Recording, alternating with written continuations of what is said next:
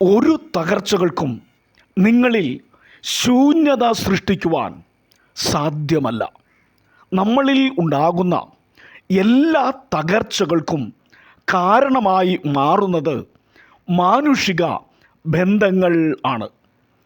ഇതിൽ ആത്മീയരുണ്ട്, ലോക മനുഷ്യരും ഉണ്ട്.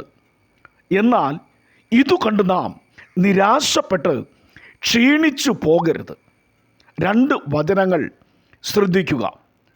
സങ്കീർത്തനം 56:11. ഞാൻ ദൈവത്തിൽ ആശ്രയിക്കുന്നു, ഞാൻ ഭയപ്പെടുകയില്ല. മനുഷ്യൻ എന്നോട് എന്തു ചെയ്യുവാൻ കഴിയും?